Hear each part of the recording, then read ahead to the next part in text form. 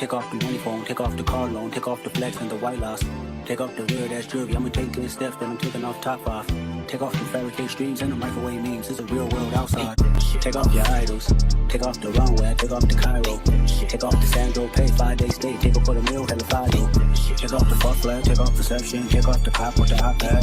Take off the allure, take off the unsure, take off decisions I mad. Take off the fake deep, take off the fake woke, take off the I'm broke, I care. Take off the gossip, take off the new logic, if I'm rich, I'm real. Take off the shit mill, take off the dojo, take off the broken bag. Take all that designer bullshit off and what do you have? You ugly as fuck. You out of pocket. 2 ATMs, you stepping to what? You out of pocket. Who you think they talk about? Talk about us. You out of pocket. Who you think they carry up for us? The world in a panic, the women is stranded, the men on the run. The profits are panic, the law take advantage. The market is fashion, the industry wants niggas and bitches to sleep in the box, but they making a mockery. Take off the foo-foo, take off the cloud chase, take off the Wi-Fi. Take off the money phone, take off the car loan, take off the flex and the white loss. Take off the weird ass jewelry, I'ma take good steps, then I'm taking off top off. Take off the fabricate streams and the microwave. Come on in, everybody. Welcome, welcome, welcome. If you guys are new here, my name is Ashley, and this is My Sweet Perspective, where I give my take on all things TV and movie related. And y'all know I'm here to put you on, but I'm not here to put you on alone. I am here with two illustrious guests tonight, and we are talking everything Severance, Season 2, Episode 4, Woes Hollow. And baby, nothing was hollow. It was full of woes, but not a lot was hollow here. And let's bring her up first over there because I know she got her life from this episode. Tyra over at Struggle Reviews, how are you doing today? And are you ready to dive in to this episode? I'm doing good. Like, that's right, Irving. I've been waiting on somebody to get up. I've been waiting. Like, this episode gave me everything I needed. The thing is, like, we are no closer to any answers than we were before. But it was just something about, like, the only thing this episode was missing was him slapping the ish out of Milkshake before he made his exit. Other than that, I was here for everything because Irving said, do something about it. Oh my gosh. I was here for it. I said, finally, finally, somebody got some sense because Mark is over here moving like a dum-dum. Last but not least, we have D Movie Man in the building. How are you? And are you ready to dive in it, D? Are you ready? Yes. First and foremost, yes. Thank you so much. I am so happy to be here. And I think to sum everything up, I can just say we outside. I don't know why we outside, but we all the way outside. Oh my gosh. And is and was and like, don't put me in the frozen tundra. Of all the things you can do, don't do that. No, I really enjoyed this episode. This has been one of my favorites so far because while we didn't get answers, we got a whole lot more questions. We got pushed into a different direction. This had me on a quest. I said, I need to know about these 4 tempers. I need to know about these principles. I need to get in my bag and find out what Kier is all about because it's aligning in some strange places, but I love the acting. I said, listen, Rowan over there in Mayfair, if you want to learn how to be 2 characters, go talk to Helly and Helena and them because this actress acts down. Do you hear me? I was like, this is what we be talking about. This gave everything I needed. John Turturro did his big one in this one. I felt all of the things. Do you hear me? Like, I have no notes on the performances this episode. D, I'm going to start with you. What were your overall thoughts of this episode? Yeah, I was stunned in so many ways. And at first, I was worried because I was just like, is this just going to feel like I don't know. For a second, I was just like, is the whole episode just going to be them kind of wandering through and we're going to open more questions? And then, I mean, we are opening more questions, but it's kind of felt like it's going to feel like some kind of surreal situation going on. And then it's just kind of like, oh, okay, now we're back in the office. And that's not really what happened. So I like the fact that we got development. We had, a greater understanding of the characters and then just seeing, of course, certain reveals and how things just really hit hard the way they did. I was honestly stunned by the episode. Awesome. Tyra, what about you? Overall thoughts? Was this cooking with grease? Hot grease. Girl, grease. It was hot grease. It was catfish in the grease, girl. I was like, oh, we sizzling finally. It feels like we went so long with kind of more of the same happening. And I was like, Mark, it's gonna take too long for Mark to stand on business. We're gonna need somebody to have that revelation that Hilly isn't Hilly. And I'm so glad. Like, I just love, like, Irving. First of all, Irving has been my favorite character. Right. I love the actor. First of all, John, you can just tell how seasoned he is and just building tension. Every little obscure thing that they try to do in the previous episodes and seasons, where it's all, artsy and over the top and a little pretentious, and it's just like, can you just tell us? I felt like every single intention here in this episode was felt, and it made sense, even if it was something as small as them being up on the mountaintop and Irving like being in the middle on shaky, cracked ice. Like, hello. That was just such an isolation. They let you know off the back, like, he alone. He's absolutely alone, and we are separating him from this situation. Like, I felt everything here. The acting was just top tier. It was so good. It was so good. John was acting. I was like, yes, you better do the right thing, John. It's just good. It's just good to see some older, just seasoned actors really deliver in the scene, and just the subtleties matter. And Milkshake, you mad? You want to argue? I can't argue with you. You mad, girl? He was mad. Say, ooh, that's the most emotion we have ever got out of you. I hate that it takes for Milkshake to get to a certain point to get this frustrated. Like, I think he kind of showed his true colors. All of that, Mr. Crockett, cut it off, okay? Cut it off. We know what it is when you get upset.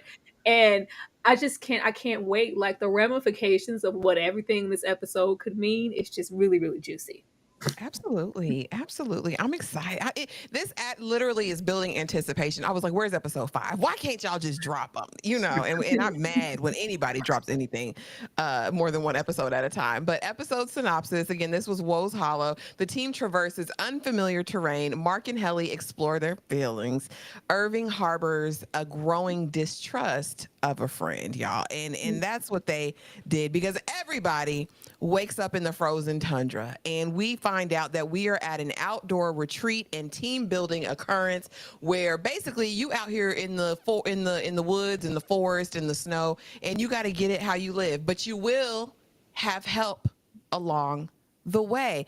Tyra, I'm going to start with you. Is this your idea of a good team building experience? And what did you think we were in for when we get up here on this mountaintop and Milkshake is running down what's about to happen? I was chilling until he said 2 days. So 2 days? 2 days where? 2 days where? My thing was like, how did we get here? Like, did you guys travel to like, is this a part of the structure? Like, what room is this? Where is this? Because I'm like, you guys don't leave. And what he was saying, like, we're gonna get to this forbidden text, and it's forbidden on the severed floor. So I'm like, did you guys travel elsewhere to get to this area, or is this a part of the building of the street? Like, how far does we haven't left? So just to wake up here was extremely jarring. And I was like, dude, I was like, do they eat? Are they gonna get cold? Like, it's gonna be like real, like, because they can feel pain. So I would think that they will get hungry. They're gonna be cold eventually. Why are they dressed like Russians? What's going on? I didn't know what to think. I was just like, really, I kept playing back that instructional video. I kept playing that back because he was talking about 4 of this and 4 of that. Everything he said pretty much let us know that we've been here already. You weren't the first 4 here, and you're probably not going to be the last. It seems like there is just a process. Like, how long have they been trying to make Cold Harbor or whatever happen? But this felt like punishment. This felt like punishment. This also felt like, oh, y'all want to explore. Oh, okay, come on. Y'all want to go outside. Y'all want to leave that department where y'all cozy with pieces of cantaloupe. Okay, y'all want to get another piece of melon. We're going to leave you out here to the wilderness and to the elements, and really kind of a shock to the culture type situation. And I think that they were trying to get them to process and go on. I'm like, what are you guys not understanding, Lumen? Baby, they woke, okay? Ain't no going back. There will never be a moment where you can get them underneath your thumb again and have them feed into the propaganda of what Lumen represents. And having them go on this adventure like they finna find the Holy Grail in the Bible. How it was sitting up there under that light. I said, what is this, the Temple of Doom? Is it going to fall apart when they touch it? What's happening? And that's just gone. And it just seems like they're trying to buy back control, kind of how they went over there with Rickon. And can you just reword and like, it's too late for that, but they don't get there yet. Milkshake got it today. When he said that in the video, literally, since y'all went to college and you know every damn thing, and y'all act like y'all want to explore the outdoors as innies, here, we got something for you. I was utterly and completely tickled by that. D, talk to me. And this, again, is off of the cusp of Mark's reintegration, or what we believe to be his reintegration, and all of a sudden we're here. What was the first thought that entered your mind, and what did you think about this outdoor retreat and team building occurrence? Yes. Well, my initial thought was that Irving was having another one of those experiences he had in season 1. We start seeing like all the black goo dripping, and then it's like, oh, he screams, and then so I figured it was going to be like another one of those moments. And then when the ice started cracking, I thought, like, is he going to fall in? It's going to represent him, I don't know, like drowning further and further in this world of Lumen. And then it wasn't that. It was actually because even the way Mark was calling, I was just like, what's about to happen? And then so once I realized it was an actual team building situation, it was a little odd, and it still took me a minute to not realize come around to realizing the fact that this really is what's happening.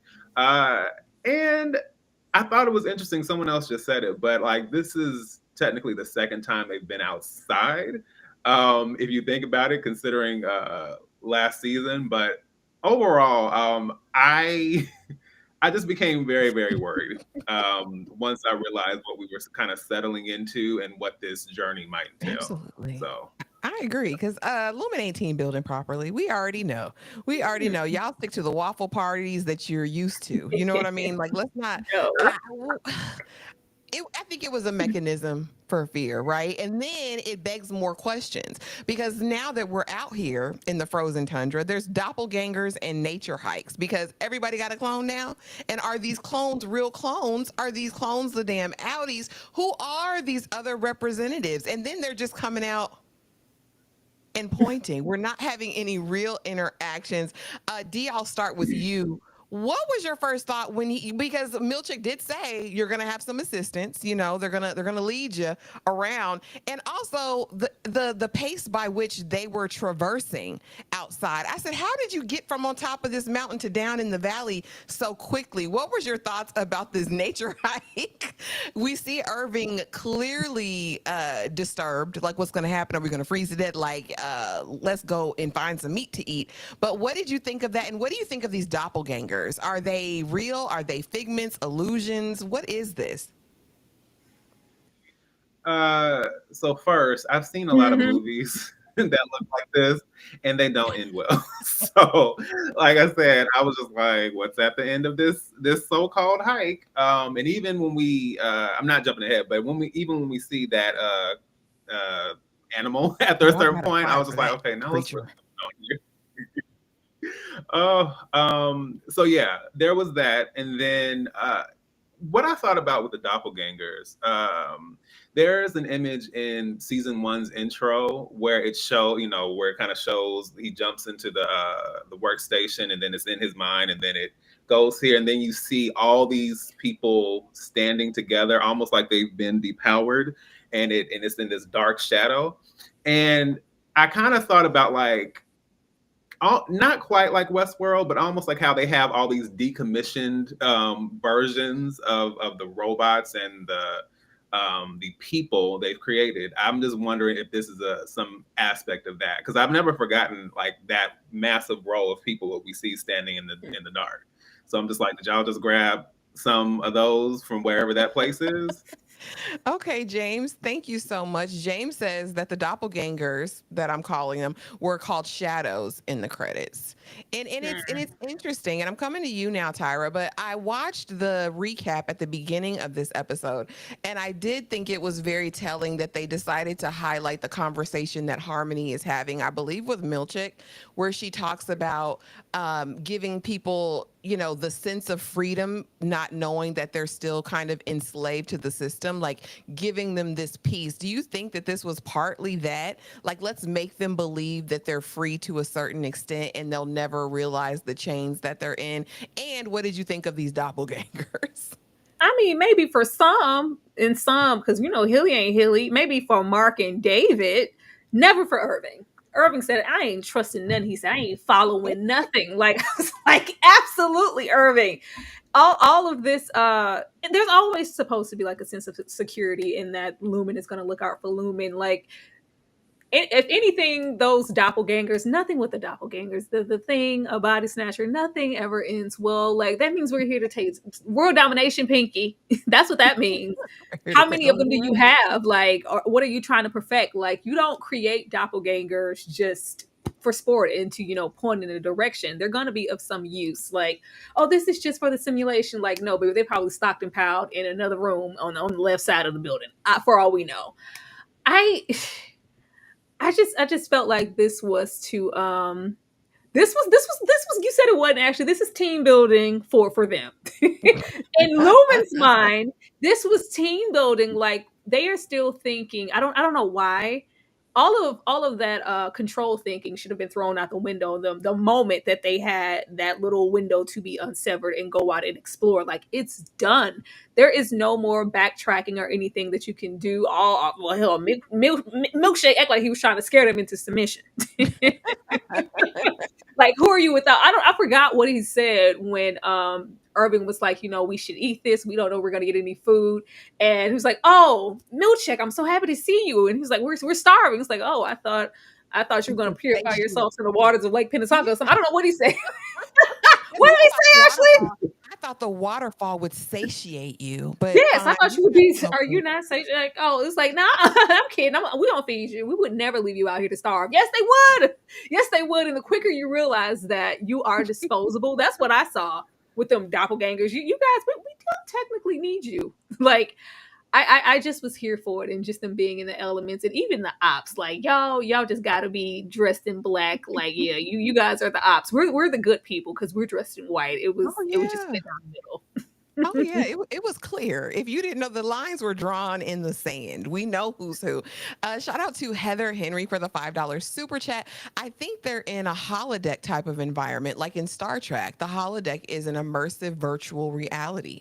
I've heard that. I've read that online. That's the speculation, that this is not real. Nothing is as it appears. Pay no attention to the man behind the curtain. And here we have Seth, like you said, in all white, like he's the angel of light. If you are into fantasy and you know anything about like the white cloaks or anybody ever in white, they're never great. It's never good. It's always foreboding and it's always a mess because they want to appear as angels of light. But Seth is our Blue Bear pimp, cruise director, leading and guiding the people, in the way. I just needed a moment for the outfit because it was giving. We don't have to, elaborate on that at all. No, it's problematic. Like, this felt like what if we did leave you guys to these elements? How would you survive? What would you do? Who would you be without Lumen? Like, it just felt like nobody was waking up to it except for Irving. Like, we can't trust that that Lumen is going to provide. What if we were put out to pasture here and we had to survive? Like, just stop thinking that Lumen has the best intentions. Even Milkshake, we can't trust anybody. We can't even trust each other, child, at this point. Our cruise director. He was. I mean, he's like, "I've got the meats since the highest waterfall in the world." And I said, "Why are you lying? Why are you lying? Lying, sir?" And then you see this little pipsqueak of a waterfall, and I'm sitting here like, really? They've never seen anything, so it's like the highest waterfall in the world. Where, Seth? Where? At damn Kier Mountain, y'all. But let's get into it because I can't escape it. Ever since really last season, it really made me feel Mormonism, Scientology vibes, the iconography, the fact that now they're wearing all these pilgrim type clothes. Did you see what Mark and them had on with the suspenders and the belt buckle? I said, what is he, Joseph Smith? Like, what is going on? And so there's actually whole think pieces I found about the relationship between Lumen cure, all of that Mormonism and Scientology. And I just thought that was really interesting. And I wanted to throw that in there because I can't shake it. Even some of the principles that we're getting down to is just like everything. That cure book, I'm telling you, the way it was lit, it was like you found the holy, like this was the Bible. This is our Bible. There is a religious aspect in every single episode here. Every single one. Absolutely. Dee, any thoughts, comments on this at all before I go on to the next? No, I can definitely see that, and I don't know the ins and outs, but it's ironic because there was a cast member on the Real Housewives of New York City in the most recent season, and there's a Scientologist on there, and the discussion even surrounding that and how everybody during the show was scared to talk about it. They were just like, okay, I don't know anything. I ain't in this. On to the next. So yeah, there's definitely a lot of kind of mystery and just, this, I don't know, like this kind of shroud around those things. Some things we know, but there's a lot that we don't. And so I can definitely see like the parallels here. Like there's so much, nothing is as it seems, as PD said, and there's so much more beneath the surface. Absolutely. Definitely esoteric. Like there's this secret knowledge that, and we're going through all the things. But like I said, this sent me on a tear and I needed to know all about these 9 principles. And these are the Lumen team is united by 9 core principles: vision, verve, wit, cheer, humility, benevolence, nimbleness, probity, and wiles. And of course, I have the definitions here if y'all want to come down here later. But I thought it was very interesting because when you go and you actually look at these principles, it's all as it relates to being faithful to Lumen. Like, be honest, have integrity as it relates to Lumen. Everything else be damned. And again, these are the core principles for the employees there. And I just thought that was interesting. Had y'all paid any attention to this before? No, I've paid attention to it once we saw that painting where we were getting into like, I don't know. I think it was an image of Kier giving somebody some lashings with this 9 like cat lash. It was 9 of them. It had like the core principles on it. That episode where damn it, what is his name? What is Big Boy name? Dylan, Lord. When Dylan got the waffle party and it's that whole whip and all the, I was like, first of all, it had these principles on it, and it came back for me this episode because I was like, who better to cause a whole uprising in Lumen but Irving? Because who knows the core principles harder than Irving? I'm gonna use these same principles to slap each and every one of y'all in the face, starting with Milkshake. Like, I was here for it. Who better to turn up? Like, the fact that he has been so devoted and so well versed in all things Lumen and the creed and the oath and the what are we supposed to, everything from the beginning. Like, this is, we were waiting on Mark. Mark wasn't never gonna do nothing. Mark wasn't never gonna do nothing. It was always gonna be Irving. I'm so excited that it was him. Like, I think he's gonna take this and flip it. Like, he knows it inside out. So who better to do it? That's why he was smiling. Like, you don't even know how I'm about to come. Absolutely. Dee, what about you? What about these 9 core principles? And do any of them stand out? And I can actually go through them one by one if you guys want. But I did think this was interesting. It took me to the drawing board. Ooh. I don't know why, but nimbleness, for whatever reason, to me seems ominous. I'm just like, now efficiency is one thing. I don't know. Nimbleness, to me, what I hear is be nimble in case you have to run from from something. Like, it's just, I don't get a good vibe from that. Probity, wow, wit, cheer. And I would also say cheer, like when it comes down to Milkshake and his demeanor and how he wants all of them to present themselves and go and like and work and have this obviously artificial sense of joy or kind of being fulfilled by their jobs. So those are kind of the first two. Mine is benevolence, because who? A commitment to kindness and teamwork within Lumen. No, this is a cult. It's been a cult. It was one in the beginning. It was one in the end. Like, Kier having a twin left a whole new meaning to Sever this Oh, episode. I was like, I where love did that. that come from? An identical twin who seemed to be an op. Like, I don't like none of that stuff y'all have going on. I'm on the complete opposite side. And then I was like, is he? You can't trust anything that Kier wrote down. And then I think they said in this episode that he wrote it when he was on his last leg. He was dying, and you talking about hair turning into moss, and this man shooting up the club in the forest on the ground. I don't know. It just Girl, seems spilling like his seed in the snow. What the hell kind of erotica? I was like, what are y'all reading? it felt like we were going out to, well, before I go out of here, let me sullen that character. I don't ever want y'all to think he was about anything. That whole severed thing, and it's a twin. This is dark. Oh yeah. Oh, absolutely. And we can't have the 9 principles, of course, without the 4 timbers, because according to Kier in his writings and the tenets and principles of Lumen, not only do you have to possess all of the 9 principles, which basically lead to, ultimate compliance with the mission of Lumen, because I'm convinced that Kier is just trying to make a slave workforce that is in every way submitted to the cause of Lumen, whatever that cause is.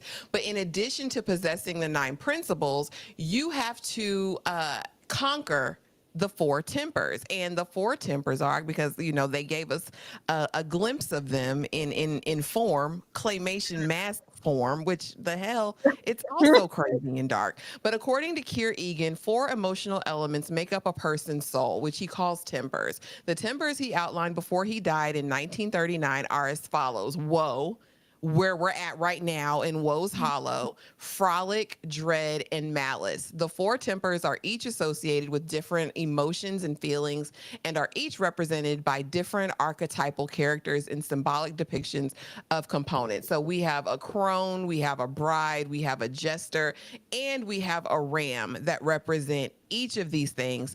As far as the woe, that's supposed to be melancholy and sadness. Frolic is joy and frivolity.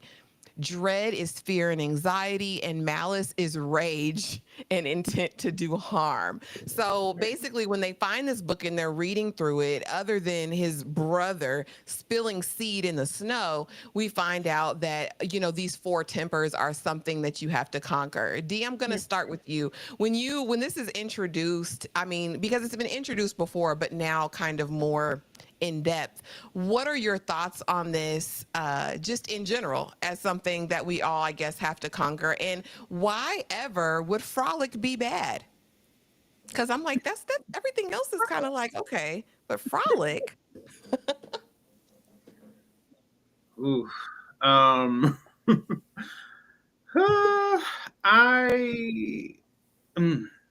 So again, these are all guesses at this point, but I just think the whole idea of these things making up someone's soul, and we've already talked about the whole doppelganger piece and the whole, people, that room of decommissioned people and all that. I think. Repeat the question one more time, because I kind of got lost. No, do you think this is really relatable as far as our own human souls? And then how does one conquer these things? Because seemingly frolic isn't really bad. You have malice, which is intent to do harm. You have dread, fear, anxiety. I can see that. Woe is melancholy, sadness. But frolic doesn't seem bad. Does it? I would say the one thing I would take away from frolic, because it's, to me, when you frolic, frolicking through a field or something like that, it's like you kind of carefree, no worries on your mind, and that is the opposite of productivity and being focused and being at work. So that may be the issue there. And I can definitely see these elements. It's not the same thing, obviously, but it's almost like when I think about the 7 deadly sins, and it kind of feels like but this is kind of condensed to just kind of these 4 different pieces. So yeah, and then as far as handling them, here's the thing: I don't know if therapy exists within Lumen or the severed world. So that's been the best way to conquer for me. But yeah, as far as a resource for conquering that, I imagine it would be more of a challenge if that is not. Absolutely, because Kier didn't conquer these things. I don't know if anyone ever fully achieves conquering all those things. But Tyra, I'm going to bring it to you. And why is love not there? I'm curious, like, because this is all about, I know he's saying it's all about Lumen in the company, but it feels deeper than that. It does feel like a religion. It does feel like a cult. It is. And there's no room for love. There's no room for love. There's not even room to frolic. Like frolicking, if you want to be on point with it, milkshake is the embodiment of frolicking. Like even Lil Mama who be coming in there. What's that half a name? Who be coming in there? No, the one who talks to the. She's the only person who talks to the board. Taylor, is that her name? Taylor. Her name's not Taylor. Oh, the only one who talks to the board. Oh. Natalie, yes, like they frolic. Her milkshake, they frolic, but it's. I think it's the need, not so much the opposite of progress and working. Because if you're frolicking, you're not busy, you're not doing nothing. But I think it's that need to frolic and appear a certain way, even when you don't want to. You have to always appear, and it's no. The most painful thing for me would be having to appear to frolic, and I really don't want to be frolicking. I'm really not happy to be here. My main question is like, how many times have you guys did this process? Because in that video where Milkshake is giving the rundown about how it may look and this, that, and the third, he says like the land is like, oh, it's barren and it's this. You see, it's cold and it's snowing. So it's like how what group of 4 have you went through to have these things achieved, like where they're like multiple failed attempts? Like how long has this been going on? I feel like it's been going on for quite some time and they failed. And is that why there's so much stock riding on Mark, because he's maybe something that you guys have been missing? I just want to know how many times have we went through the process, and what happened to the other 4 who did the woe and the frolic and the dread and the malice. It didn't work because we're back here with the same video. Yeah, girl, I don't know, but frolic, they define it as joy, and I said, is joy the opposite of productivity? I mean, it was some joy to be had in this episode. Somebody had a real good time, and they quit. Lord have mercy. I just want to know, campfires and smoked meats, right? He said we've got an assortment of meats because Lumen provides, Lumen protects. And I just want to know from y'all, and I'll start with you, Tyra, is this the dream team? Miss Hong and Milchek, were they equipped for Irving in the snow? I'm just like, if y'all are supposed to be 10 steps ahead, y'all know Irving ain't tied tight. Y'all know he ain't tried tight. Not at all. And I think that's where Milkshake mishandles this situation. Like you don't know this team as well as you think they do. Because baby, I would have more. Well, where is the muscle? When that man got last season by girl, what, I can't remember nobody's name. What is the black heifer that's been kind of unsevered, Mark? Ragabi. When they took down that security, I'm like, baby, you are not Harmony. I'm gonna need you to pick it up because you know Harmony got some smoke on her neck. You're a little scared of Harmony. You're not really too scared. Miss Han is not, bringing down anybody. I'm like, where is the muscle? Where is the team? The fact that the board is resting, keeping everybody in captivity, under control, being the watchful eye on Milkshake. Really? It doesn't make any sense on Milkshake and a little girl at that. I mean, if they don't tell us who she is, if they don't tell us who she is and her purpose and why she's a child, I need that answer before we go out of the season at least. But this is absolutely not the dream team, and I'm just like, what's up with the board? I'm like, are they setting him up to fail? Like, what was this supposed to do? I just would at least think that there would be a more ominous present to maybe fall in line if you're out there with a couple of armed guards or something. I don't know, just some muscle out there and they matching white fur coats.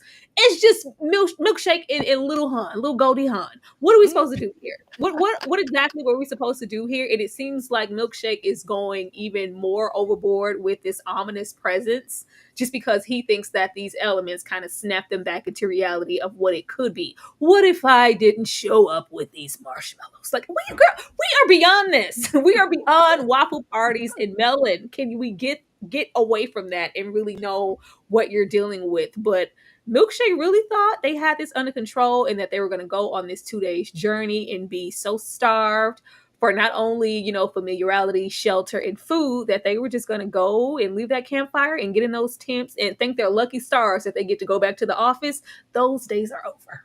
They're over. They're over. But in philosophy, as well as Remember the Why, asked, do you all think this group represents the four tempers? Like each Absolutely. member represents a different, but is it their innie or outie that represents it? Because I could see it if it's their outies, but the innies, are just all so, ugh.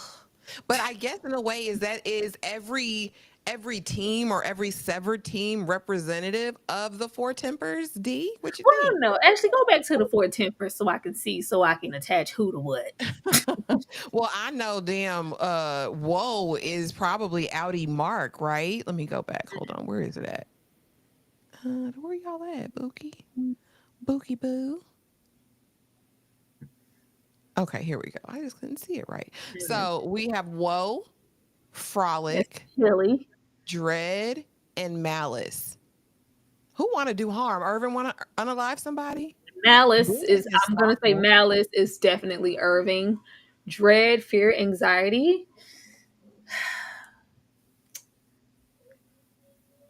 I mean, That's you could probably say Mark. That's probably Mark. What you think? And it Whoa could is be probably because Dylan. there was some joy. Or No, I'm going to Helly. say Woe is, I'm Helly. saying Woe is Hilly.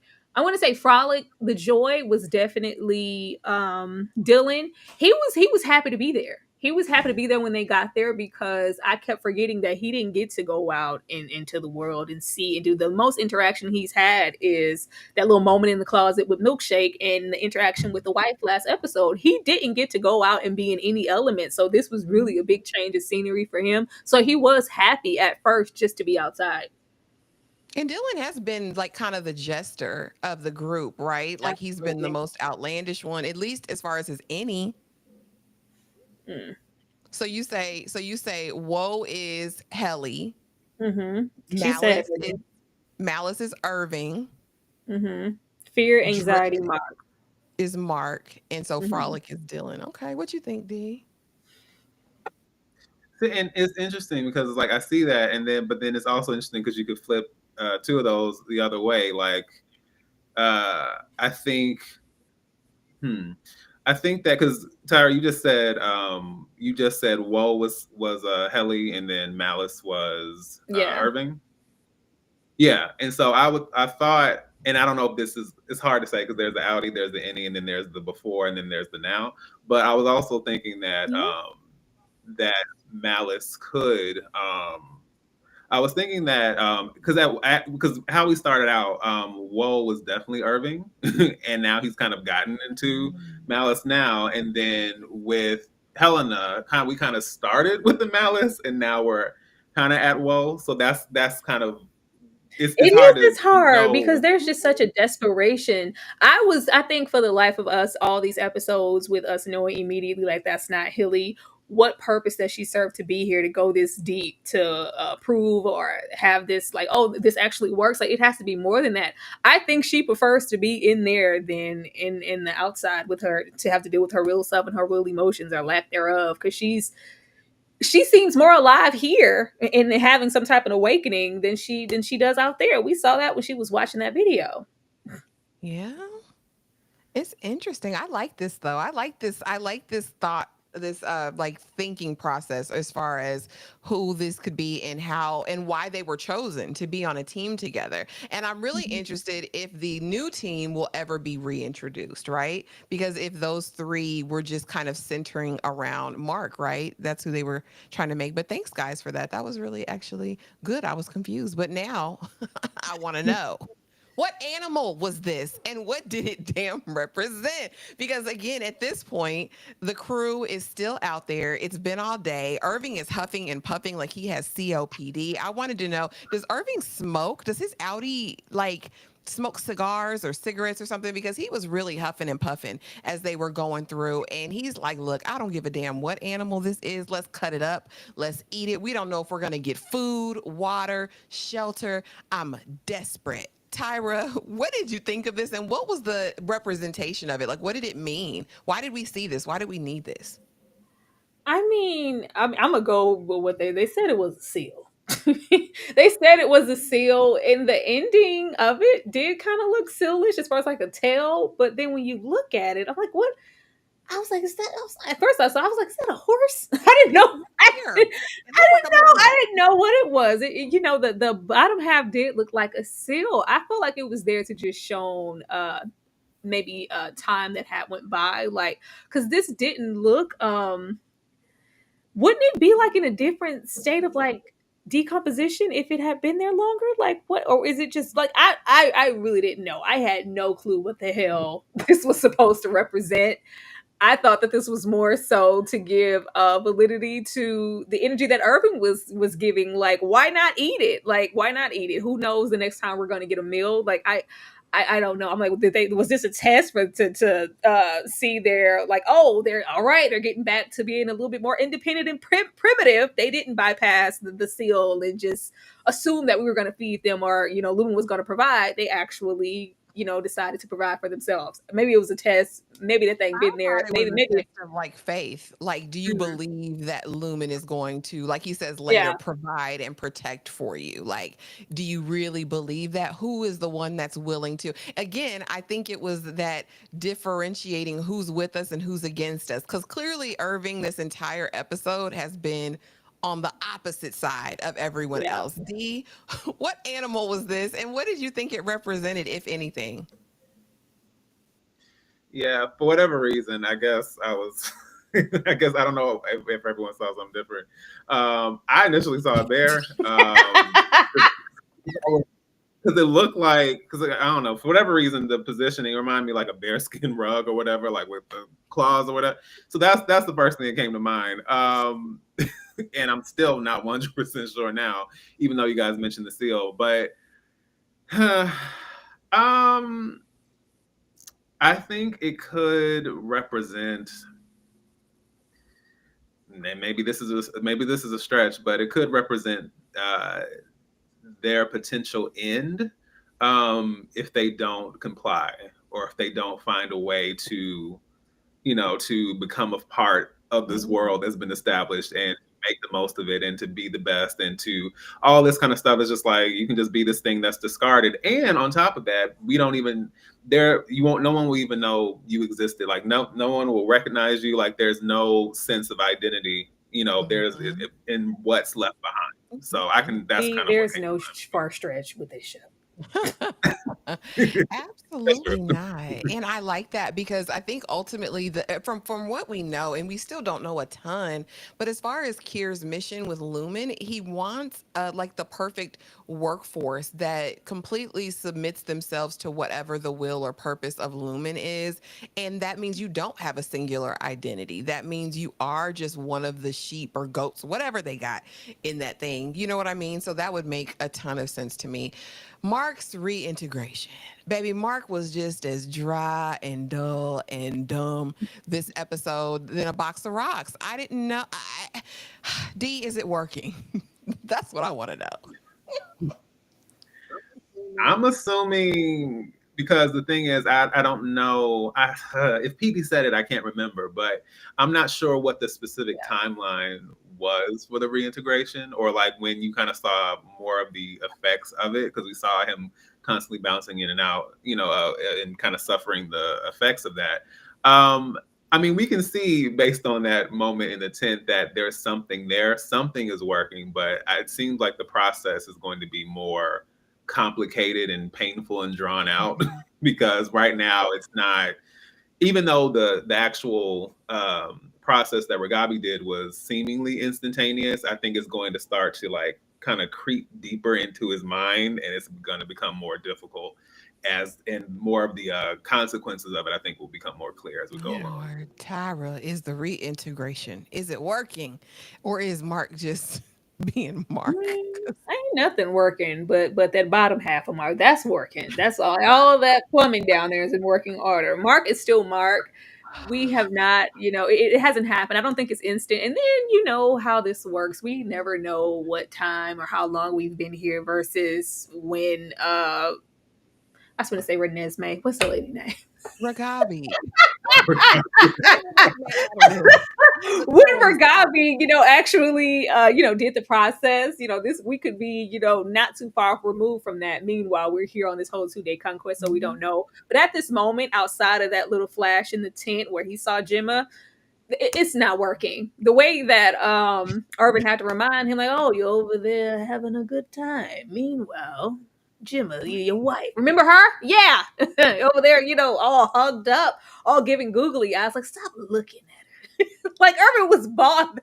He was so bothered. Like, stop this. Don't you remember when that was always, at the forefront of his mind? But if it was, and it was actually Mark, that would at least be, yeah, I was thinking that we were going to get into this episode and it was just going to be a fish out of water. Like, oh my God. It was just like, no, this is still Mark. Lord, Still and it's gonna be him, Lord. And shout out to the people who are here in the building and positing your theories and talking about all of the things, Severance. Let me let you guys know what we have going on for this month, because it is Black History Month, and we'll be right back to talk smecks in a tent, okay? That'll be the next thing we talk. Black, y'all, and I'm blacker than black, and I'm black, y'all, and I'm black, y'all, and I'm black, y'all, and I'm blacker than black, and I'm black, y'all. I'm blickety black, blacker than black, I'm blacker than black, yo, because I'm black and I'm back. Yo, I'm black and I'm black, y'all, and I'm blacker than black, and I'm black, y'all, and I'm black, y'all, and I'm black, y'all, and I'm blacker than black, and I'm black, y'all, and I'm blickety black, black, black, black, black. Black, y'all, and I'm black, y'all. Well, y'all got it. We already did Malcolm X. If you weren't there, you missed a great time. You missed Tyra's Maya Angelou impression. So make sure that you're there next week for Miss Evers' Boys. We'll be talking about that in a live discussion form. So make sure you have that watched by that time. But thank y'all for being here. But yes, as you stated, Tyra, Irvin wasn't feeling it. He said, you over here making googly eyes and your wife is rotting on the outside, and all you can think about is this poontang from Helly. I didn't need this. I did not need a smack scene, but Helena, because let's not be under any delusions, right? We know this wasn't Helly, honey. The hair don't even look the same. Helena got a good hairstylist. You hear me? Because she came with the red waves flowing versus that dry, stiff bi-wig that we saw in the Lumen building. But she got what she wanted. She was after that Mark Dingling for the longest time, and she finally got it. I knew it when this heifer was sitting back watching that kiss reel over and over and over and over. I said, she want that beefcake, but why? Mark doesn't seem like he's giving anything. I think she's trying to get pregnant. I think she's ovulating, and this was the perfect moment, perfect time. They probably built this whole occurrence around her ovulation schedule. Tyra, I'm starting with you. Did we need the smecks? And did Helena get what she wanted? And what did she want from this? I mean, we didn't need the smecks, but Helena did. This is the most fun she's had all her days. Okay, this is the most enlightened she's ever been. I ain't never had nobody rumble up on my thigh in a warm tent. Okay, it's been real cold out there in them outer streets. We didn't need it. Like, the aspect of pregnancy is really, really scary. That's really scary. Ain't no prophylactics in that tent. Y'all wasn't doing the rhythm method in that tent. I don't know how much of a grand scheme of things this could be. Like, was this your plan? Are y'all trying to give birth to? There's always a anti-baby somewhere. Like, where y'all gone with the babies? Like, I thought, was this the mission? Like, is this what your mission was, to go in there and romanticize and get close to Mark and get impregnated? Like, with all the lure and everything to Lumen, there's layers of ancestral type of things. I'm like, could they be related? Are they related? They act like Mark is the damn chosen one, so they know something we don't know. Because she is, of Kier, and we still don't know anything too much about Mark and why he would be so important. But Lumen rides for Lumen. And he may not know, we don't know, he may not know who he is, maybe why, Harmony had such that investment also. But I'm like, if they are related, and we doing having babies, there's so many questions left. But it's going to be really interesting now. Like, how are we going to explain this to, any Helly. Like how are we gonna go? Well, yeah, there was, you know, the sex and the you could possibly be pregnant, and if she is pregnant, baby, this is not the last we've seen of her. She gonna be back. First of all, I don't know if D is on a decline on the outside world or if it's just slim pickings as far as you can get it. Because she acted like this was the only place, and if Mark didn't give it to me, I could only get it from Mark. I didn't know where else I was gonna get it, but I feel like she's gonna be back. This isn't the last we've seen of her if she is pregnant, and even if she isn't, I'm telling you, she ain't felt no heat in a minute, so she might just come back with some of that. D, was this by design? Was all of this a strategic measure to, you know, get the seat of Mark? See, but you see, start. I had the same question as Tyra. I'm just like, is it that scarce? I'm very unclear, but I can definitely see this potentially being by design. What I thought about is that now, I don't know. I could definitely see, especially given how her father is, it would be interesting. And we have this whole, you know, lineage. We have, you know, the heirs, and like you said about ancestry and all of that. And so it wouldn't surprise me if her father might even have tabs on her, and maybe regulating what's going on in the womb and the body and all of that, possibly. And because she, I guess, doesn't have that, because it seems like for all as forward thinking and take charge and all that as Helena is, it seems like the dynamic with her father still suggests some sort of control. So I could see it being one of those things where it's just like, okay, well, I can go ahead and do this. This is my way to kind of circumvent that. But I also am worried about the idea of an any outie hybrid. Oh, Lord of mercy. I can't even conceptualize that. It has to be a setup. It has to be a setup. Mark is not interesting. Let's start there. Mark is the most lackluster individual. Mark is dry all the way. I hate Mark's hair with a passion. The way you feel about Hilly's hair, that's how I feel about Mark's hair. Every time he's in the scene, I'm like, oh my God, Mark, please, when you gonna get a haircut? I thought you was gonna be the revolution will not be televised and cut your hair this season. But he ain't there yet. Like, there's nothing interesting. She doesn't have any stock. You can't tell me that this woman is that. There is this emotional imbalance to say that she could be that deprived, but there are other people on the outside that she could get an emotional connection, charge, or just sex from. She came in here to get that from him for some reason. And it's not just because Mark is just so damn attractive and alluring. Please, it's Mark. Definitely not that. But again, what they say, Harmony had an erotic fixation.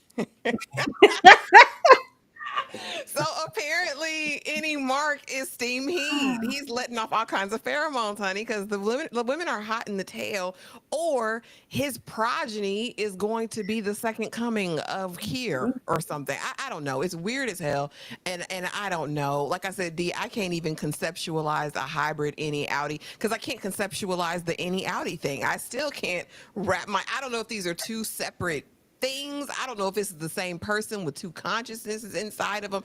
I don't know. It's above my pay grade. But Afterglow, right? Because his D was so good, she's making confessions. These are my confessions. If I you know, I got to tell it all. And she says, I don't like who I am on the outside. And Mark is still damn clueless because in my mind, girl, if you really the any, how do you know what your outie feels? That's what I want to know, D. What did you think about this, and why is she feeling the need? Why is she feeling the need to unburden her soul in this way? And why did Mark not pick up on anything? I don't know if it's part of his any character to, you know, to kind of stay on the dun-da-da most of the time. So, I mean, it's just like we've kind of established that Mark is always going to be a few steps behind. So, in a way, I'm not surprised. I even tried to, you know, we had mentioned it before. I tried to have a little hope that he was going to figure things out, possibly with Helly, and he obviously didn't. So, that's just the name of the game at this point. But although this is a more straightforward theory, I can see Helena, maybe the facade is cracking a little bit. And although this is not a real representation of a real relationship or anything like that, what other opportunity and with who would she have the opportunity to express these Yeah. things? Like, what about her life would reflect a safe space or anything to actually say, like, So, yeah. So I think it's another one where it's like, it's kind of the perfect opportunity, even if it doesn't, in theory, mean anything for, the outside world. My thing is though, here's my thing. Helena knows her mind, right? She's spearheading this thing. She runs LA. We find out by the end of the episode. Seth, do what he says. We know that she runs things, and my mind is like, if you are this person who just persevere, even her Helly is very knows her own mind. I'm going to press for. I don't give a damn about the consequences. I'm going to pursue this to the fullest. Tyra, was the D that good that she just forgot her whole mission and assignment, or did she know that Mark is just a doodle bop and he wasn't going to pay attention like he didn't? Girl, shout out to the Doodle Bops. That was my show.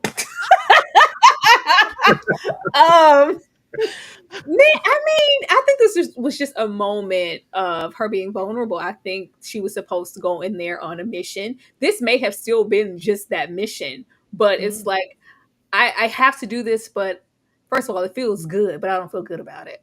This is not the way I want to go about this. Like, I don't like myself. I don't like, I'm still there. She's talking about on the outside. I didn't like myself outside. Like, you just know you don't like yourself. This is still, Helly, and this is just some escape for her. Like, the deed is done. I got what I came in here for, but what home? I don't think she wanted to go home. She liked it in here.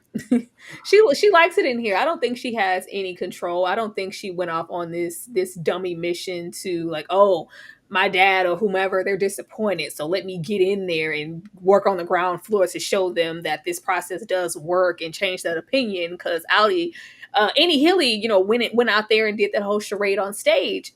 And Mark is over there basking in the afterglow, so he wasn't gonna be the wiser. Meanwhile, episode 1, Irving, I may be a little loop-de-doo behind Bert, but Heifer, you said you were confronted and seen a gardener at night. Who is gardening at night in the dark, ma'am? Don't get to it. Irving in the night gardener. He knows. He knows, and nobody else seems to know, because like you said, Mark, you dumb as a box of rocks. You spearheaded this whole any outie protocol. Let's get out while we're in to get to the bottom because Gemma's Gemmaing. And now you forgot you done left her for dead, literally. And you are just so worried about that Helena cootie cat that you can't see straight. So Irving starts talking real kind of crazy. Like, Helly, what about the night gardener? I don't trust you. I don't trust you. I don't trust you. I can't trust you. And Helly comes back and is like, don't be mad at us because, you ain't get to see Bert. Because you ain't had no moment in the sun with Bert. Don't get mad at me now because you have these issues. And that's when it was real. You know what I mean? Because Irving says Helly was never cruel. Helly might do her own little thing, but she was never cruel. Irving is waking up and the only one with any sense at this point. Talk to me about it, D. What was that cruel of Helly, aka Helena, to come for Irving like that, or was Irving hot on her neck, so she was just getting him up off her?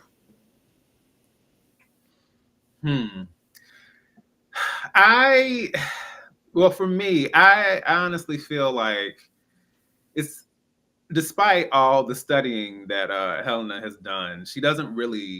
I mean, she's done a lot of studying, so I'm not negating that part. But it's like you can only replicate social dynamics or genuine community or genuine relationships like to a certain point.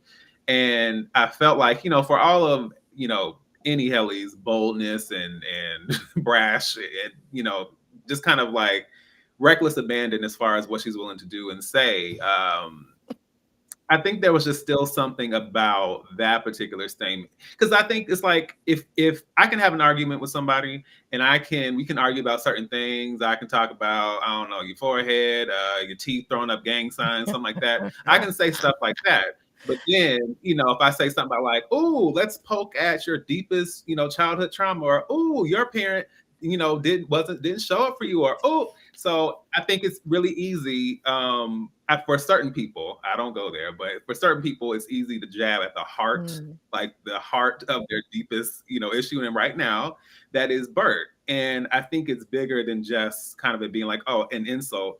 It's more so like, would Helly really strike at that deep spot right now, knowing that could be something somewhat devastating? And I'm not saying that Irving wasn't already clear, but I think that final, like, okay, this doesn't, no. That does not compute. Okay. Tyra, what do you think? Helly was never cruel. Maybe Helly sealed her fate when she came in there with that little lame baby seal peace offering. So, girl, get that. What child are you offering that to? Get the, like, oh, it's like, yeah, what about that night gardener? What kind of vest? What color were the socks, Helly? Like, I don't care. I think that they are, continuing to think that they are smarter. Like, these are, what's these little innies? Like, I won't have to try too hard. Like, no. I'm just like, if Irving is this smart as an innie, I can't wait to see how he moves as an outie. I'm really, really interested. That gave, it wasn't just that, they went out of their way to show us that Irving, the any Irving was not making it out of this episode. He was so isolated. The fact that they was all warm, getting it on in the tent. He's shivering me timbers out there in the cold, sleeping on a rock. I was like, oh, Irving, like, it's blown out. He's in the grass, and then he goes into that little dream sequence. I don't know what that was on that screen with those numbers. I swear the face looked, was that not Helly's face? Was it not? I ran it back and I froze it. Like, was the undead creature of the night. I don't know who she was typing at that computer. I don't know No, not that thing. That thing was supposed to represent what was in the book about, after the seed was spread on the ground, and this woman who was, half of a woman coming out, like that was her. Now, why Irving saw her in particular, like maybe there's an awakening in him the same way that it was with Dieter, and it's all coming together. Those numbers on that screen, when he was looking, he saw Bert and the screen lifted up, he saw that thing over there, that went over there, and then it was the image on the screen. It was a face. I think it was Helly. I think that's when he kind of woke up to. That's all the confirmation I ever needed. She's definitely not who she says she is. And then we go over here, and she's just, basking in the ambience and whatnot. Just like, hey, yeah, So back to this night gardener. It's just like, how long that, okay, I thought I was tripping because, this will make you start seeing stuff. Like, what was that in the back? Was there a face on the tree? What did that mean over there? But I love this. I like how he approached her. Like, he gave her chances. Like, just be honest. It won't change anything. Just tell me who you are. Don't think I'm just that stupid and we're that naive. Everybody's not Mark. Just tell me who you are, because you're not Helly. You're not Helly. You're not here. And this is what I really want to know because we're about to get into the main event, because I got my life during the main event. But before we go there, I want to know what you guys think. I read a ton of think pieces and Reddits, and I went down all of the rabbit holes as it relates to Dieter. I want to know, did Kier really have a twin, or is Dieter a part of himself that he feels like he cut off while he was on this pilgrimage in the snow and ice? Is Dieter real, or does he represent something else? The definition of Dieter is an army of people or someone who's trying to lose weight. D, I'm going to start with you. What say you?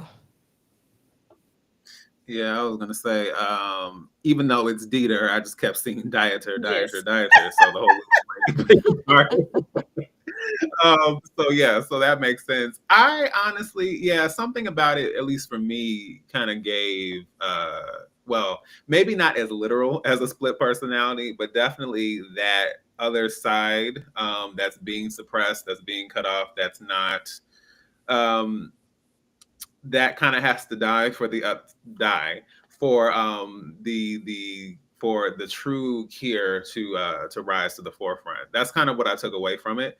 I wouldn't doubt if there's a twin piece to it, but to me, so much of the book and the writing seems so metaphorical that I could totally see it being like, oh well, this isn't as steeped in anything real, because so much of it is up in the air and drawing from like symbolism and themes and metaphors and all Yeah, that. and that's what I think. And Dieter, yeah, Vic, I think I don't know if it was his, because here's the thing. I think that they refined the process of what it meant to be severed. I think his severing was completely mental, right? Like I think Dieter was a part of himself that he literally cut off within himself, like almost like a DID, like what you're talking about, D, like dissociative identity disorder or something. Like he compartmentalized this other person, or this person, Dieter, did all of those things, and that's not me. I could never do that. So he cuts that part of him, and being really the first severed, but not in the way we know people to be severed. Tyra, talk about it. Maybe I'm not eliminated either or. We gonna wait and see. We're gonna wait and see. Like I would love for there to be a twin. Like I would love for there to be an entire op organization ran by this twin, and we get over there with Renesmee. That's what Robbie works for. We get over there with her, and it's like, well, yeah, because they are so slow with letting out information. Like, why? Like, who do you work for? Who do you work for? What? Like, there has to be something. Like, I would love for there to be a complete like Lumen opposition side, and it's a whole. Because my baby's gonna have somewhere to go. When Irving roll up to free everybody, we gotta have backing, okay? I need to know who's the big bag, like who's behind it, who's pushing to really break this down piece by piece. Who is Irving on the phone with on the outside? I want to know.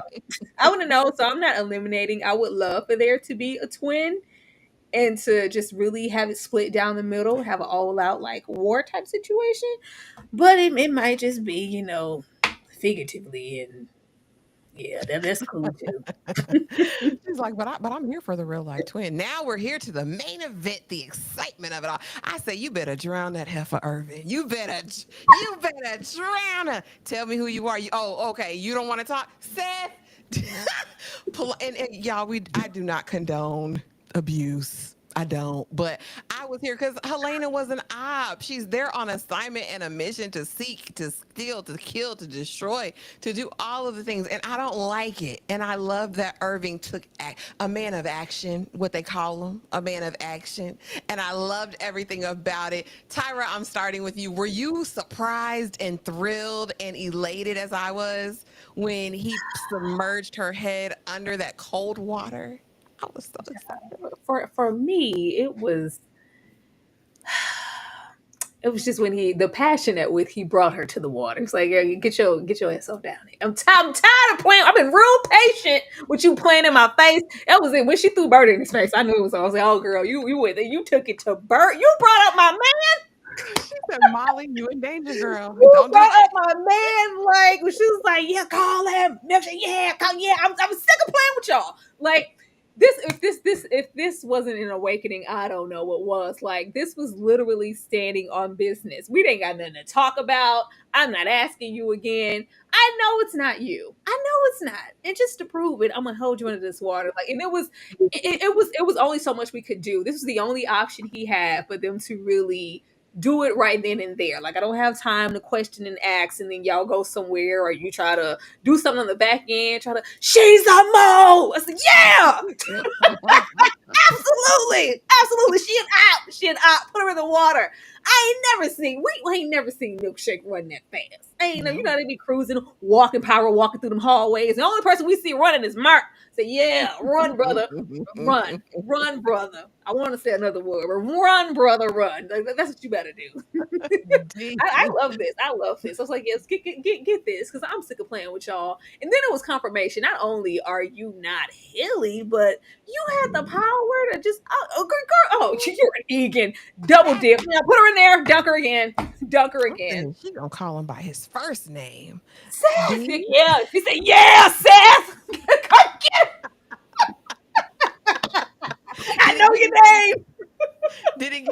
everything you needed, D. It It gave me was. everything. It was like, got us running around here calling you Milkshake. How she know your name? She said, Sandy Pooh, come get your girl. Because she going to drown. You waiting.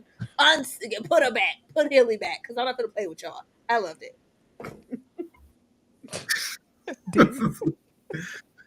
Woo, listen, we going down to the river to take it to the river.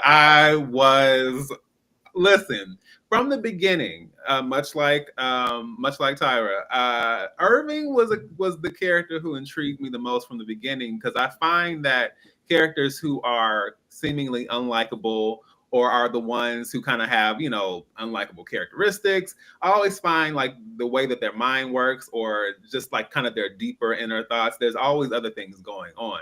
So I've always just been interested kind of from the beginning, seeing like there's obviously more to this character, but what, like how and why. And so seeing that come full circle here and in such a way was absolutely fulfilling. And I will say, just for 2 seconds, I got worried, because I was just like, please don't tell me that they've done.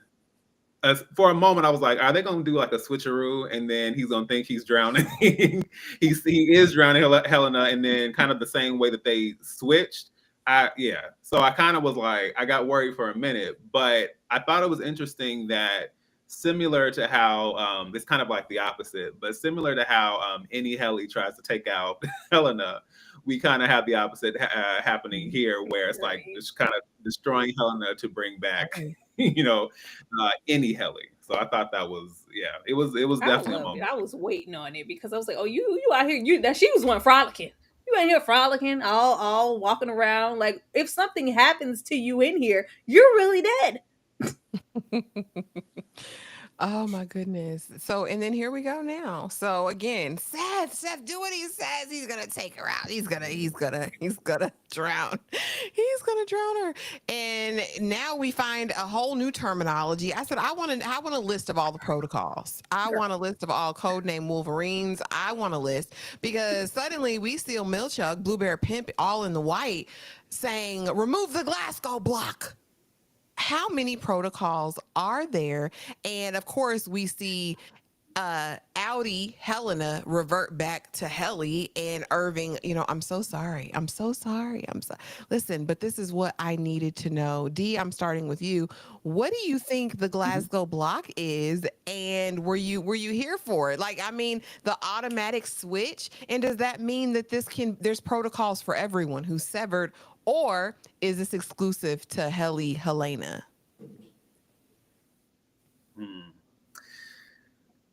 I definitely, as everything is on this show, it's obviously a lot more complicated, and I'm sure the dynamics of it run really, really deep. But the same way we kind of have that, I believe it's the overtime contingency. Clearly, we have these kind of override protocols, like these kind of like, okay, we can reset, or we can fix this, which actually is more disturbing, because it's like, what else can you control? What else can you how deep do the puppet strings go when it comes to that?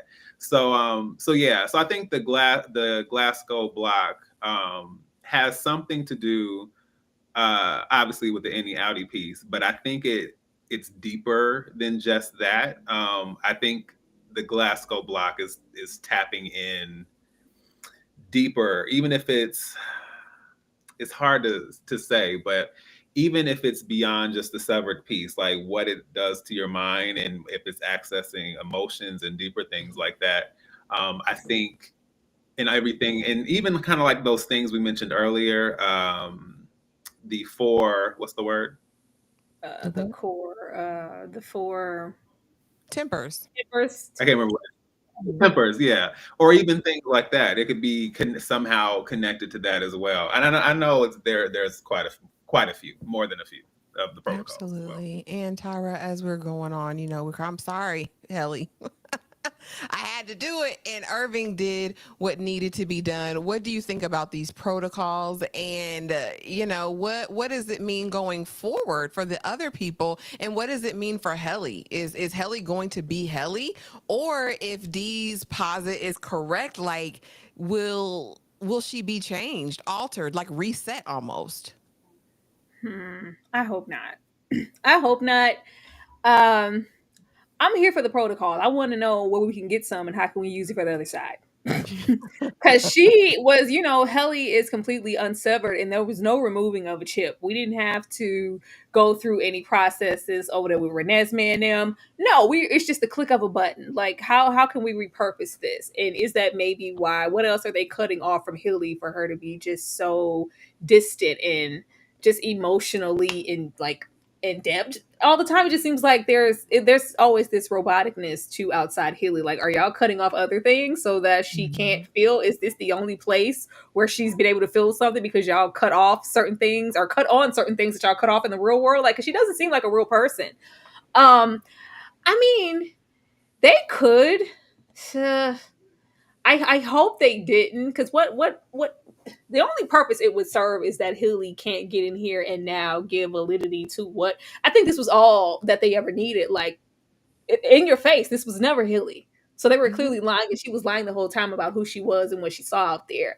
And the only thing that this would do, it would be, some distance and things between her and Mark, but it wouldn't be such a revelation now if she came in and was like, oh, Helly's, she's related and the father, and this is what I saw out there. We kind of already know that all of that was untrue. So we can't really save face now or feel like we need to, because the cap is already, blown off. So I don't know. I would hope not, and we don't have to start from anywhere, because she didn't say like Irving, like, oh my God. It was just like, where am I? What's going on? She didn't say like Mark, or nothing registered or clicked. Like, oh my God, guys, oh my God, I was so scared. It was just like, where am I and what's going on? I was like, oh. Because look how she's looking at Mark in this picture. Yeah. If they did do a reset, I mean, that's okay. That leaves us energy to sadly get back to Gemma. Because all of that attraction and carrying on is kind of distant. Like, how much did you guys make her forget? Did she forget everything? The kiss and the whole? Did she just forget that time as an outie and being in the real world? Or was it just a complete reset and she's not going to know anybody here? All right. And now moving on down to the last scene, honey. Listen, I've never seen a man more at peace with whatever happened. He said, you are going to be plunged into the eternal darkness. I said, all right, Seth. It's so unserious to me because, again, his true nature was revealed. He pulled out like all of that Mr. Crockett in this scene. He said, it's over for you, Irving. It's over. And I want to know, in what way is he just being, put back into reality again? And he is being, or is this mean that Irving is gone? Is Outie and any Irving gone? I'm gonna start with you, Tyra. What does it mean? What does it all mean? Girl, milkshake forever giving. May the odds be ever in your favor. Angie, sit down, milkshake. Sit down. Like, I don't know why he's under the impression. Well, I mean, I guess I could understand, because we know that Outie Irving was already investigating because he had that trunk full of stuff. So this doesn't cut off anything for him. I don't think Irving will just cease to exist now. Either way, I think this version is pretty much, I was like, you said all of this to say you're fired. That's all this was, Milton. You were being all dramatic. Go off into the darkness and the abyss. We would never know you as. Oh my goodness. It was giving Shakespeare. I was like, y'all deliver, first of all. You better act. But it was very ominous, like, oh, you done it now. Eternal darkness. Like, eternal darkness. Walk forward, hith from now. This moment you shan't talk to anyone. Like, just walk off. Walk off, Irving. Just walk off. Because we said all of that, and that was the equivalent of, you're fired. You're fired. You will no longer, like, anybody here, they won't know it. It was him telling, like, hold on. Telling Dylan, like, it's okay, hold on, I'm coming back. I have enough put together. Like, I don't think he thinks that Irving, because we never got confirmation on whether or not Irving and Mark knew each other on the outside. Like, we still don't really know, too much of everything to even form an opinion on what he's going to do once he's out there. And even, situations with Bert, we don't know. So I think he has enough knowing of what his Audi knows to know that this isn't the end. Dylan, hold on. It gave, I'm coming back for you. I'm coming back to this whole situation. This isn't the last you're going to see of me. From what I've read, through those paintings, he's been communicating with his innie and Audi. So I think that you're right. I mean, Irving definitely has a plan. Dee, what did you think about Milchick's performance? And what does this mean for Irving? Is it just his innie who's cast into utter darkness? Will we see Audi Irving again? Is that a thing? What are your thoughts on this whole go into the woods? Let me press the button. Yeah. I was like, are you going to execute him right here in real life? You got a gun? You going to shoot Irving in the back of the head? What do you mean go into the woods? That's awesome. I was gonna say I didn't know if that was coming up next or not, but yeah, I would say like I didn't think it was actually possible, but Milchick really did reach like new levels of yes, Master Boss, and I really did not appreciate that. I was just like, whoa, we're going all the way there. I see. I think that much like my whole theory with whatever decommissioned department there is, and the shadow being that wherever that area is where, you know, the darkness and all these versions that no longer, you know, operate within the severed floor. I think it's going to have something to do with that. Now, the bigger question is there going to be a way to bring them back? And, you know, is this just it, or can they come back? Because I know we're going to see Audi Irving, because they kind of showcased before when Milchick was going around telling them they were fired, and it was just kind of like, okay. But now what that means for what Audi Irving is going to do in the wake of that remains to be seen. I think there's always a chance to come back, just like with Pete. Like we're unsevering and you're walking forth into the dark forest, into the abyss to never be seen again. However, my chip is still here. There's always, even if it's not by you and by Lumen, there is a moment of reactivation and for it to be repurposed for me to be here, but you may not have any control over it. Yeah. MP, hey Mark. I believe Irv went to the testing floor. Based on his paintings, he's probably been there before. Maybe they can reset him. Maybe they can.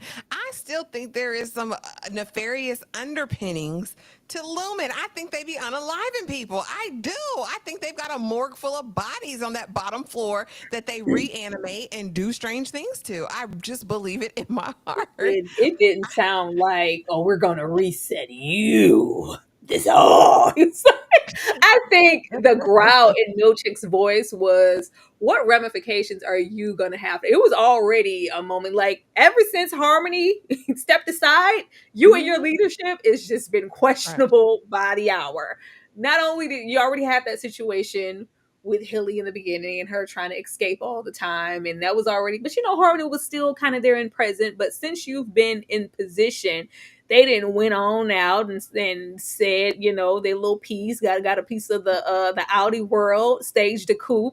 And now we're here and Helly almost dies on your watch. Like, I think we're getting to what I've been waiting for. Him getting pushed aside and then bringing Harmony back. And I swear, I swear to God, Miss Colville, he's going to lose it. He's gonna lose it. You think he all Shakespearean now? He gonna go full Othello on all of y'all. Like it's gonna be dark. Oh my goodness. I can't wait. I'm here for it. But y'all, thank you so much for being here. We're going to get into predictions. But first, I want to let you guys know what else we have going on this week. We'll be right back after these messages to wrap this down.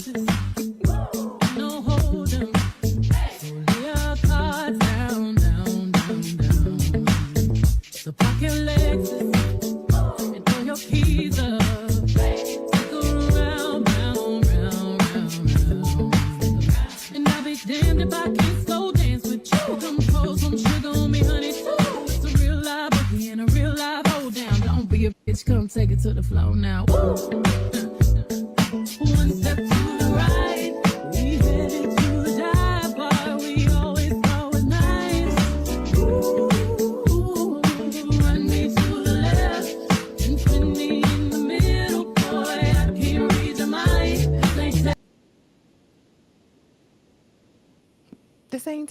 basis. And y'all, we will be back next week. We are going to be diving into the world of Yellow Jacket. So just don't forget, it'll be out next Friday, and we will be back a couple days later to talk about it. So make sure you're caught up on Yellow Jackets as well. But before we get out of here, Dee, I'm going to start with you. Predictions for episode 5 of Severance. Any ideas, any thoughts, any things you want to see? I definitely, I definitely want to see, and maybe it's too soon. Maybe it's going to be one of those things where they're going to make us wait until like the last episode. But well, actually, they might make us wait to the last episode because, ironically enough, the finale episode is titled "Cold Harbor." So I am interested in seeing how Miss Cobellwig fits into that because I know she's not completely gone. So I would love to see some hint, as far as what might be going on with her. I also am ready to see what Audi Irving and Audi Bert have going on because that whole phone situation, like that's really, I'm kind of ready to circle back around to that. It may be too soon, but I'm excited. I'm ready for that. Tyra, predictions for episode 5. I'm ready to get into Bert because Irving said, "Who said I had a bad experience?" Y'all don't know what happened. We didn't really get into that. We just know that Bert had a little yeah in the house or whatever, but we don't know what happened or what was said or what was shared or who Bert is on the outside. And like I said, he had already prior to the Audi Eni situation. He already had Bert's whole address and mapped out. Like that was already a thing. So what were you guys talking about before? I'm ready for that. I want Milkshake to get fired. Okay. I want some ramifications. I want, clearly you're not equipped to handle. I want him to be just demoted, for him to be the little Han and the big Harmony to roll up. Like I want let me see what happens when you get mad. Like because when he realized like he's not as valued and he isn't going to be giving chance, like I'm ready for that to happen. And I want Mark to really get into that reintegration process. I don't want just the Flash. I want a fish out because we ain't got nothing from Mark. First my favorite is Audi Mark. First of all, if we got to pick one, because any Mark. I mean, Audi Mark don't be doing nothing. So I would really like to see Audi Mark getting any action and actually doing something, having to be accountable, having to be present, and having to take action, because he's just been kind of waddling in his little self-pity for a very long time. So I want to see what happens when Mark gets active. What happens when Mark and Irving get on the same type of energy? Like let's see what happens then. I want to see that. I wonder if Mark got that kind of energy in him. I hope so. But you guys, that was Severance episode 4, Woes Hollow. Be sure after this live post to go into the comments. Let us know what you thought of this episode and what your predictions are for next episode. But before we go, I'm going to go over there to Mr. D Movie Man. Let the people know what you've got going on. Hey everyone, this is D Movie Man, fellow cinephile, popcorn addict, and emerging film critic, coming to you with reliable recaps, reviews, and reactions. That is the crux, that is the tagline, that is the summation of what I do over on my channel. All things movies with the occasional touching on some of my favorite television shows. Right now, I am currently making my way through The Traitors Season 3, which is a hot mess in the best possible way. And I am also sharing my thoughts on some of the most recent trailers, like Ryan Coogler's Sinners, which I am very, very excited for. I will also be sharing my thoughts on some of the films I had the chance to see at Sundance. And I just dropped a review for Heart Eyes, which just came out this weekend. And there's going to be a whole lot more coming up. I'm hoping to do a couple of things for Black History before the month ends. Even though, Black History is, all day, every month, every year, like history, period. So yes, feel free to support, do all the things, and I would absolutely love to have you guys. Make sure that you're subscribed to everyone's channel on the panel. Make sure you have that notification bell hit. Make sure you go watch them, but just go play some videos while you around the house. Do something, okay? Because it helps so much. And Tyra, before we get out of here, what you got going over there over at Struggle Reviews TV? I mean, we'll be back in action literally 5 minutes from now. If you are a member or you'd like to become a member, be sure to join us. Saturdays we do our members only watch along, and in the heat of Black History Month, we will be watching Finding Forrester. So if you would like to join us, please become a member. Um, yeah, and be on the lookout. Next week is going to be pretty busy, and we don't want y'all to miss none of that. Make sure your notifications on. Normally, we have a tendency to drop all links and all of the things that's going to happen in the channel. Everything's normally queued up, so if you could go and put your notifications on next week, so you can just get that notification and just to join us and don't be rolling up all late and stuff, that would be great. Thank you so much. Thank y'all so much for being here. Thank you for joining us. And we will leave you with the little Severance intro. Have a great night. And the members, we will see y'all in a couple minutes for this Finding Forrester watch along. I cannot wait. Have the most amazing night. Be safe, and we will see y'all in the next video. Take off the cloud chase, take off the Wi-Fi, take off the uniform, take off the car loan, take off the flex and the white loss, take off the weird ass jewelry. I'ma take good steps, then I'm taking off top off. Take off the fabricate streams and the microwave memes. It's a real world outside. Take off your idols, take off the runway, take off the Cairo, take off the Sandro, pay 5 days stay, take a put a meal, hella 5